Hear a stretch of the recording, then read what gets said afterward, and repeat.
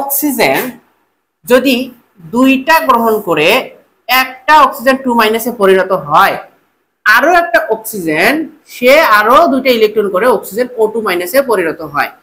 তাহলে oxygen oxygen এখানে O2, তারপর দুইটা দুইটা চারটা ইলেকট্রন, কয়টা ইলেকট্রন হইলো?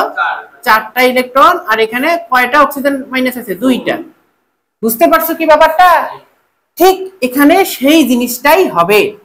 এখানে দেখো 0 আর -2, চারদের পার্থক্য 2, কিন্তু পরমাণু আছে কয়টা? দুইটা। তাহলে 2 2 কত হবে? 4 গুণ করলে।